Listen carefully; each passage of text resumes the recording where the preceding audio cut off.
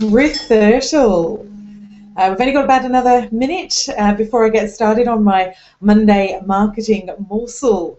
New Google Hangout that's going to be happening each and every week. And so today is the first one. Here I am in my little office and really excited to be sharing with you. So good to have you here. We'll get started in just a sec. Just wanted to make sure that the microphone and the camera and everything were working. So here we are. The light's a bit funny because we've got a bit of actual sunlight today. So it's 9 o'clock. Let's get started. This is the start of my plan to help you to get your week started off on the right foot. We're going to start with a little bit of marketing and business development help. 9 o'clock on a Monday morning, literally 5-6 minutes, and I'm just going to give you some things that you can practically implement this week, practically get started on this week to really make a difference in your business. For those of you who don't know me, my name is Ruth Thurtle. I am the Business Results Catalyst. And what that means is that I help business owners to get results in their business more quickly and more explosively than they ever thought possible. And we do that through two main ways: looking at the sales funnel that is in position in the business, and if there isn't one, then creating one, and looking at the ways that the business owner can leverage time, leverage money, leverage effort so that they can get better results. So Monday's marketing morsel is just going to be, as I say, a snapshot, a few practical tips that you can implement. So we're going to start off with the 5 mistakes that businesses are making that is causing customers to keep money in their pockets and not in the business owner's pockets. And you know what? You may be making 1 or 2 of these mistakes, and I want to help you to avoid them moving forwards. Now, the reason that this is so important, and it's so simple to do, we like life to be easy. We as business owners like life to be easy, and so do our customers. And this is the point. The reason, and what all of these mistakes are around, the reason that business owners are making this hard for themselves is that they're not making it easy for their customers to do business with them. And I've got 5 key ways that I see that businesses do this. Now, I have to say, I have to thank my husband for this. The majority of my business comes from my network, from word of mouth, from social media, those kind of things, that personal interaction. My husband's been in a role where he's been researching and trying to get quotes, and he's been on Google, he's been on websites, he's been going through things. And he was saying it is so frustrating when businesses don't make these things easy.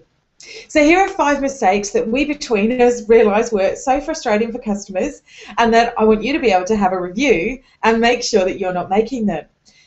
Just going to do a real snapshot of each of them this week, and then over the next 5 weeks I'm going to dig into each mistake and give you some templates and suggestions, some ideas. But for now, this will enable you to start and have a look.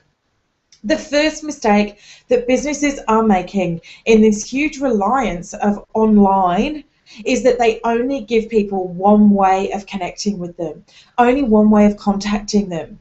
Generally, whatever is good for the business owner. Now, that might not be good for the potential customer, the prospect. As an example, my husband looks up if people don't have a phone number. All he wants to do is get on the phone and talk to someone. Me, I want to be able to email someone. I don't want to go through their contact form. I just want to be able to send a quick email saying, hey, this is me. This is what I'd love to talk to someone about. When's a good time for us to be able to do that? Because I don't like wasting my time leaving voicemail messages. So only having one way of contacting, because you can see even from that, what might work for my husband, Chris, wouldn't work for me. And so if you are not giving people choices, you are losing out. The second thing is your phone answering and your phone message, 2 sides of the same coin. The number of people that just answer their phone and say hello, and you're on the other end going, oh, have I called the right number? Is this a business that I've called? Is this someone who is professional and takes themselves seriously? So have a way of answering the phone that says who you are and what you do. Doesn't have to go for 10 minutes. And as I say, in a couple of weeks, we're going to dig into this, and I'm going to give you an idea of how to do that. But if you are just answering the phone and saying hello, stop it. It is a huge mistake. But the other side of that is your phone voicemail message. There is a huge trend at the moment towards these leave a 10-second message that will be converted to text. I will never leave one of those because Ruth gets translated as Bruce, and that really is an awkward start to a conversation. The third thing is not following up. So people will leave you a message, whether it's on your contact form, your phone, however, and then you never hear from them. The number of times that I've been calling for a quote, or I've been recommended to someone, or someone has shown an interest or a referral, whatever it might be, and I don't get a response from that, that really says something. So if you do not have a system, a way that you can make sure that you are following up on everything that comes to your business, you are absolutely missing out. The fourth thing kind of goes back to that phone answering thing, but it's about that professional first impression that you're giving. What is the first impression someone has of your business? Whether that is your website, whether that is the way that you answer your phone, whether that is your social media interaction, whether that is the way that you show up at a networking event. For so many people, there is inconsistency. What they see is not what you really are, and what you're actually, the impression that you're giving to people is probably not the one that you want to. So have a look. What is the first impression that you're giving, and is it the one that you actually want to give? And the fifth and final mistake is that people are not making it easy to pay. They are making it so that you have to do things, again, a certain way. I actually had a client who has got an event coming up. In fact, they're not a client. They're a friend. Everybody's a client. That they said to me, I can't get people to commit to the event. I said, you're not making it easy for people to commit because there's no way for them to buy a ticket. It's a charged event, and they were just saying, I'll call or whatever, and it really wasn't clear. So make it easy for people to pay you, whatever that looks like. All of these online interactions that we have, there are so many ways that people can pay you. Please don't make it difficult for them to put money in your bank.